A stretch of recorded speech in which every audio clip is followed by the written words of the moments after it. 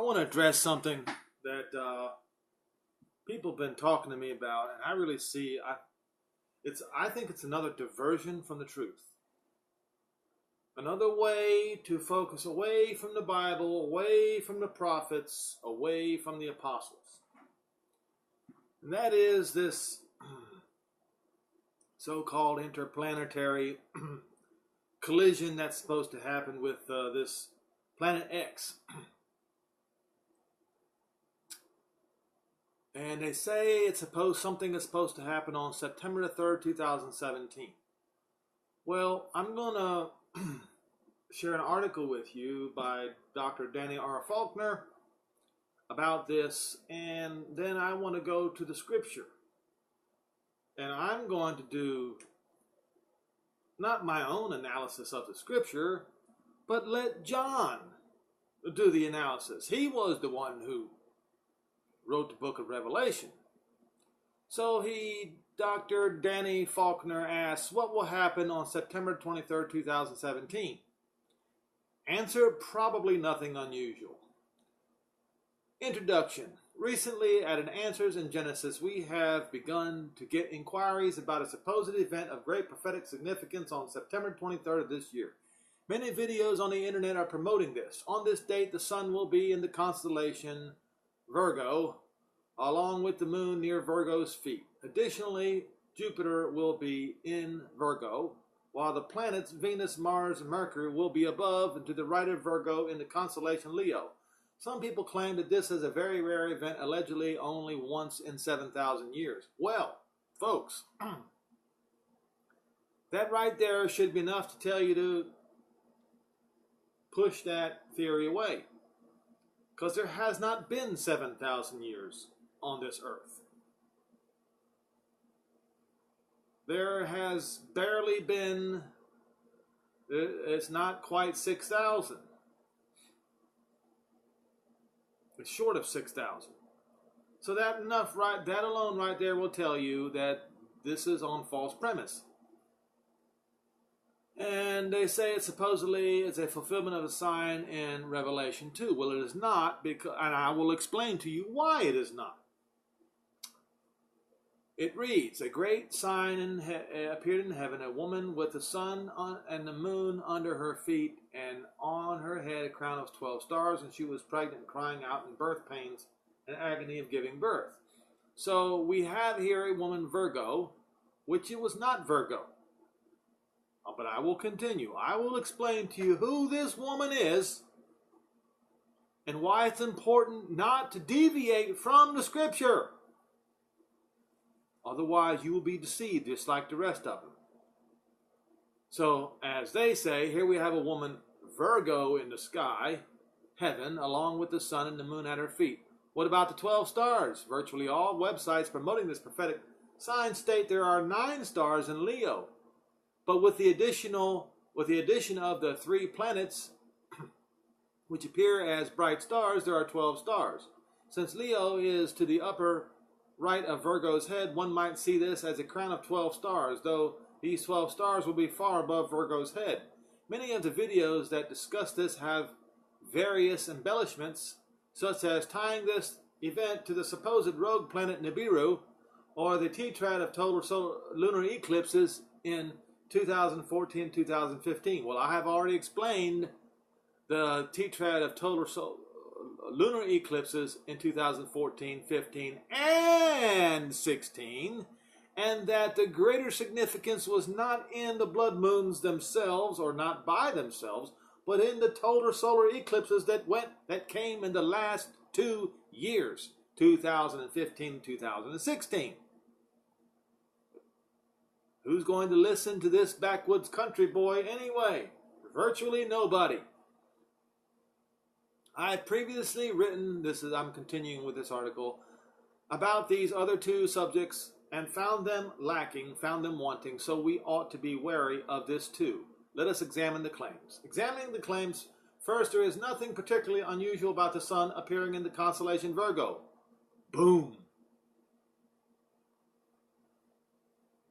As we orbit the sun each year, the sun appears to move through the 12 constellations of the zodiac, spending about a month in each one. The month that the sun appears in Virgo is about the time of the autumnal equinox, from mid-September through late October.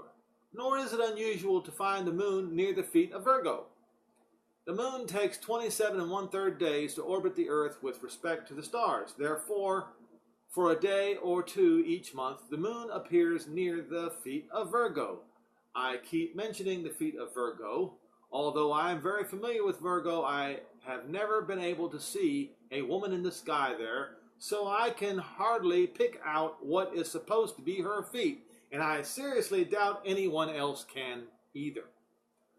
Therefore, for a day or two each September or October, the sun appears in Virgo with the moon at her feet, so this is not that remarkable. It was more than 15 years ago that I first heard of the suggestion that this annual event might be fulfilled of Revelation 12 in some particular year. Since then, interest in this idea has increased, with some people speculating or even predicting that this is the year only to forget about, when nothing significant transpired before moving on to the next year's occurrence. However, this year's event has attracted much more attention than previously, so why is this year so different? One possibility is the addition of Jupiter to the mix. Some people claim that this year Jupiter will be near what is supposed to be the womb of Virgo, so it represents the child that the woman is about to give birth to. Let me add something here. Jupiter, or Zeus, according to Yeshua Messiah, is Satan. I will continue.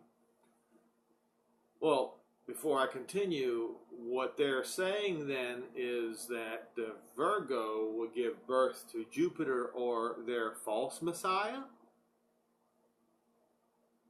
Satan? Really?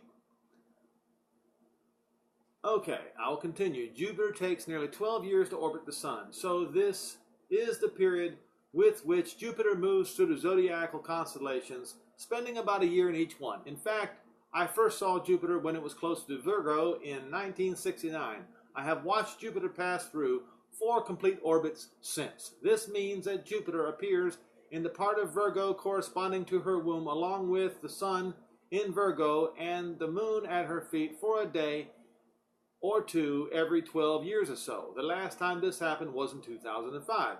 So why was that event not heralded for its prophetic significance? I suspect that it is because YouTube was very new back then, having started in February of that year. This year, with the huge popularity of YouTube, it is much easier to propagate these ideas, and I will add, to make money off of these ideas. That's always what it's about, is it not?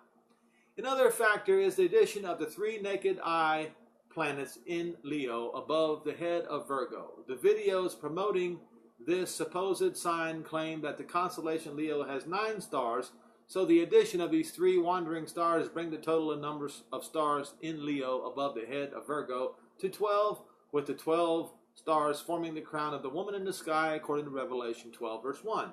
Except that Leo has more than 9 stars.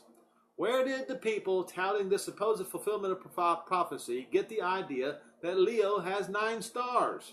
Every presentation of the September 23rd event that I have seen has used the popular Stellarium software package to illustrate the events of September 23. Sure enough, the lines connecting the stars of Leo into an outline of a lion include 9 stars. However, even the Stellarium display shows other stars in Leo that are not connected by the lines.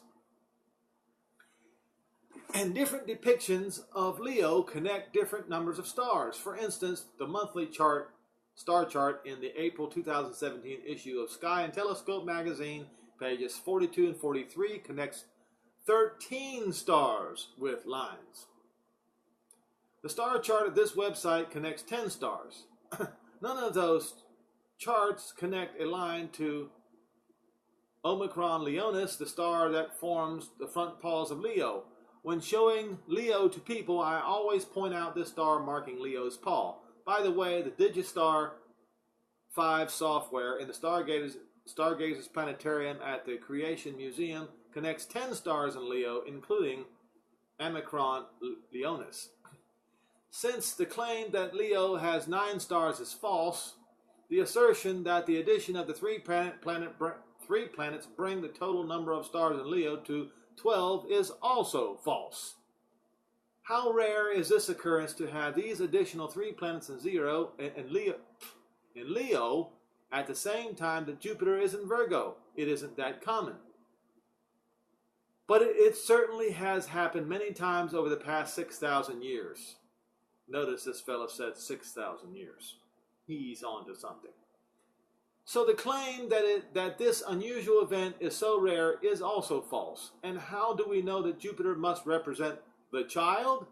There is no evidence for that either. Instead, there is a mere assertion that someone made with many others repeating this claim. Based upon Revelation 12 verse 5, most commentators think that the child was Jesus, which it was not. It was Yeshua Messiah.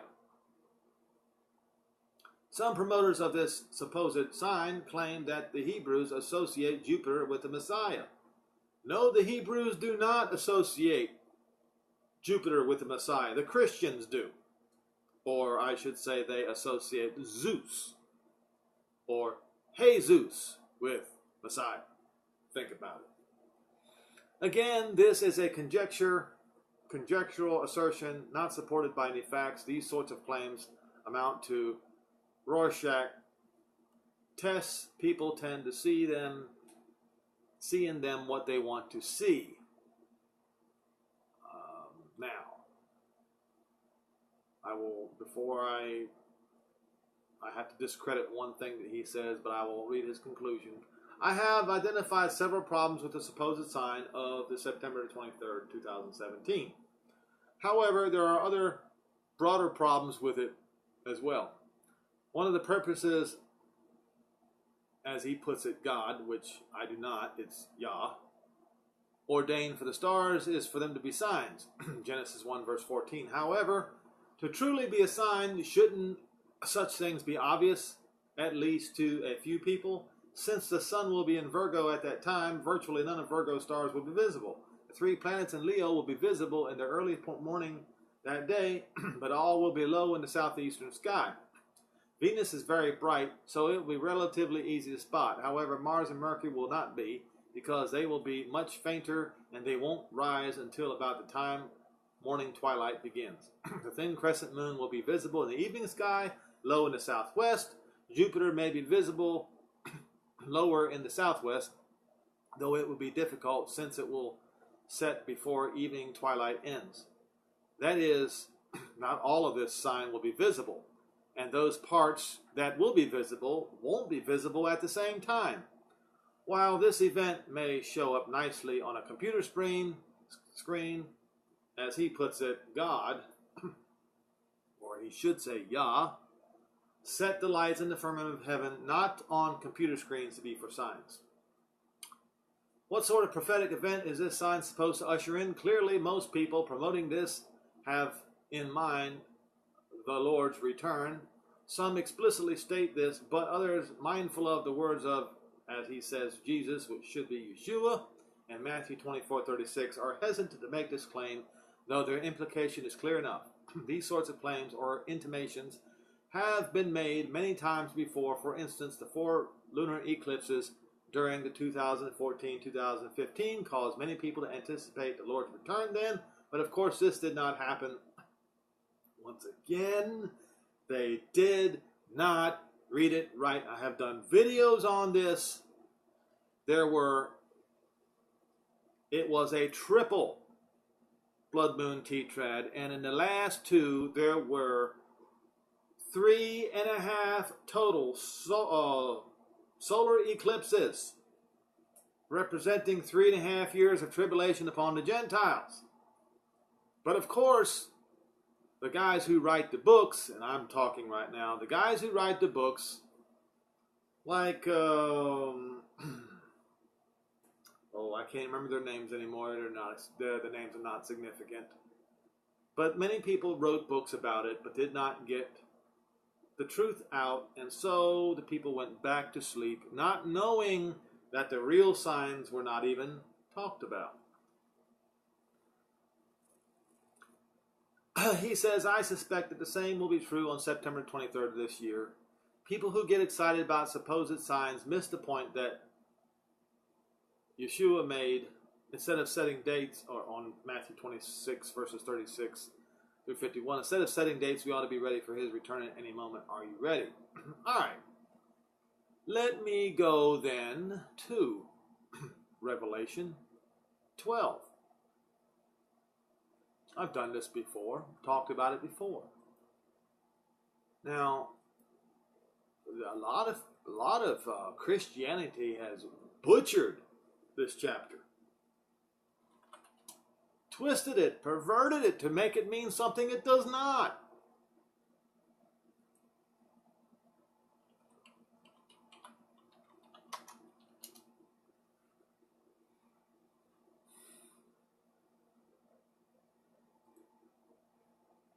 Verse 1, and there appeared to John.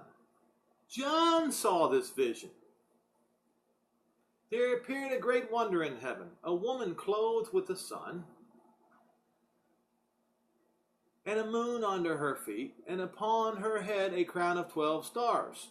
The crown of 12 stars is a diadem. It is a crown. It is of the royal family of David. Crown? Yes. Only one tribe, in only one tribe of Israel was that crown, and that was Judah. Okay? No, that woman does not represent the church. It represents Israel, but it also represents Miriam. Not Mary, Miriam. Yeshua's mother. Okay? It's very important to understand. And she, being with child, cried, travailing in birth and pain to be delivered. And there appeared another wonder in heaven. Behold, a great red dragon, having 7 heads and 10 horns and 7 crowns upon his heads. His tail drew the third part of the stars of heaven and did cast them to the earth. And the dragon stood before the woman which was ready to be delivered, for to devour her child as soon as it was born. So it becomes very obvious that this is now talking about Miriam and Yeshua. Okay. The dragon represented the one who tried to kill Yeshua up until, in other words, an edict went throughout the land that every male child up to 2 years old was to be killed. This was a satanic edict. And that's the reason why it says the dragon stood before the woman who was ready to be delivered for to devour her child as soon as it was born. And she brought forth a man-child who was to rule all nations with a rod of iron. This obviously is Yeshua Messiah. This is, folks, this is elementary. This is not difficult. And when you have people with other narratives and other agendas to point your eyes away from this truth with lies and falsehood, and you become snared by this, are you serious? Rule all nations with a rod of iron. Her child was caught up unto Jehovah and to his throne. Who sits on the right hand of Jehovah? Yeshua Messiah. And the woman fled into the wilderness. Now the woman is represented by a portion of Israel again, the Jews. I will explain in just a minute. So the Jews fled into the wilderness where she had a place prepared of Jehovah. So here we have a couple of thousand years later, the Jews have to go back to their land, that wilderness. where she had a place prepared of Jehovah, that they should feed her there 1,260 days. That's 3.5 years. Why? Okay. There was a war in heaven. Michael and his angels fought against the dragon, and the dragon fought and his angels, and prevailed not, neither was any place found any more in heaven. Now this took place when Yeshua ascended to heaven, because Yeshua plainly stated in one of the Gospels that when Yeshua goes up to heaven, that Satan will be cast down to the earth. I've already done a video on that. I'm not going to go there right now. Everybody needs to do their due diligence. The great dragon was cast out, that old serpent called the devil and Satan, which deceives the whole world. Now, deceives the whole world. Now, some Christians think, well, wait a minute now. 1.2 billion Christians can't be wrong. Oh, yes, they can.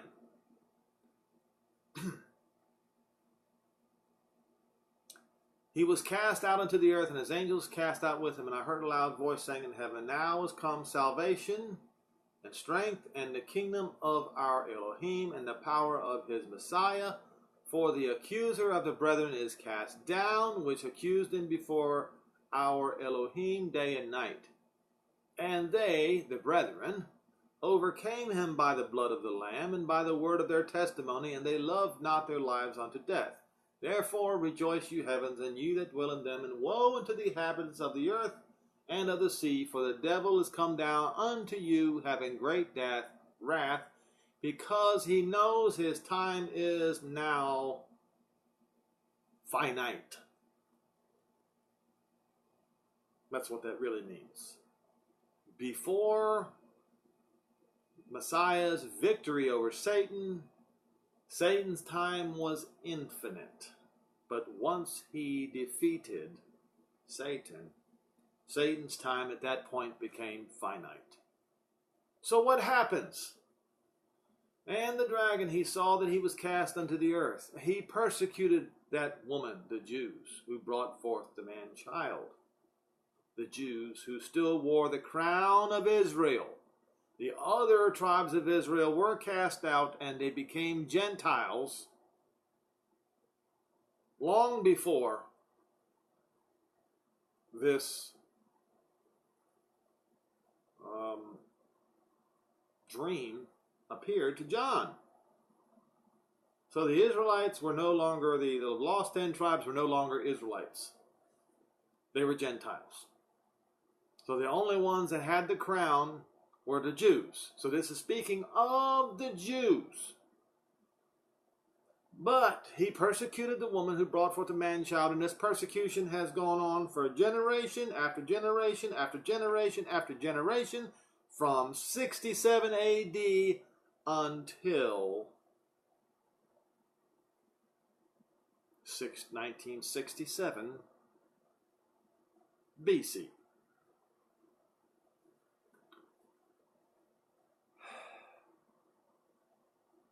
And the woman was given 2 wings of a great eagle, that she might fly into the wilderness, into her place, where she is nourished for a time, times and a half a time, away from the serpent. Now this wilderness was once a wilderness. It is becoming no longer a wilderness, because the woman is there. Why then is she there for longer than a time, times and a half a time? Because the time, times and a half a time he's talking about is the day of Jehovah's wrath, where Jehovah will, at that point in time, shield this woman from the devil completely, from Europe completely, from Russia completely, from the world completely. He will shield them.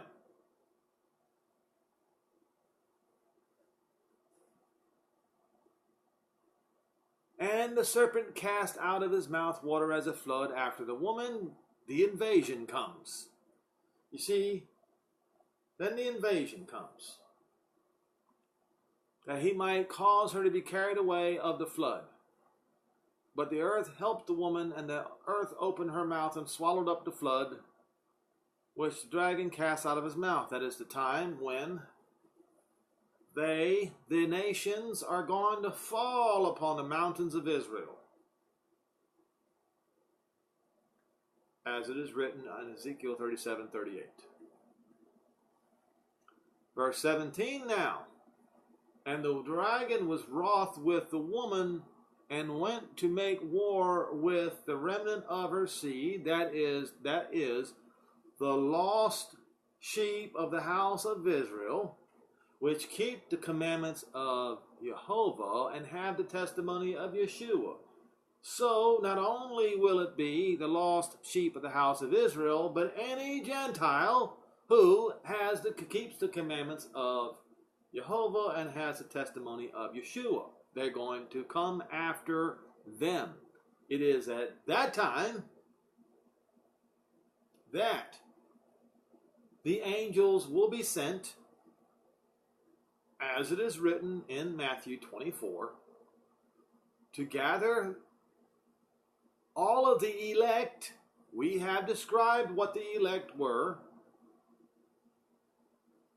Gentiles can receive the election of grace, but the election of the patriarchs cannot be changed, as per Romans 11 and verse 28. It cannot be changed. So that means all Israel, everything Israel, must be taken out of this world and brought to the Holy Land, also to be spared from the wrath of Satan and his appointed man at the Vatican and other leaders of this world, who will try to then overthrow the man-child. And they will all be defeated. Now, any deviation, any improper usage of Revelation 12, let me warn you what John said about that. We'll get to the end of the book of Revelation, or near the end.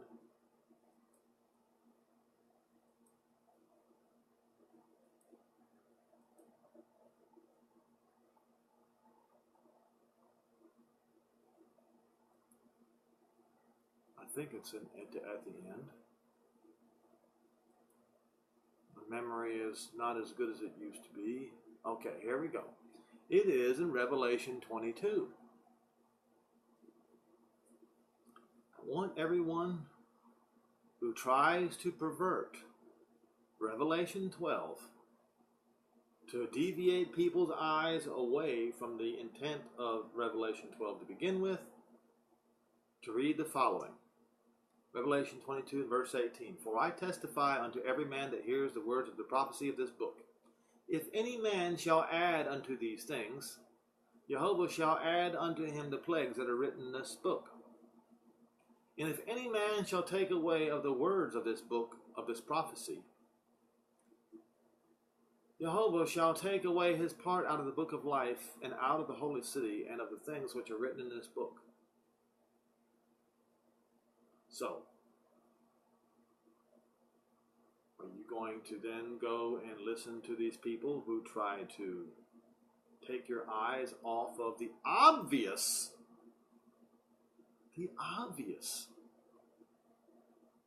meaning of Revelation 12? Not a wise thing to do. Keep your eyes on the truth. You see, everything in Revelation 12 is backed up by not only the prophets, but by the apostles. It's all backed up. But those things about September the 23rd have absolutely nothing to do with it. Remember what John said in Revelation 22, verse 18 and 19.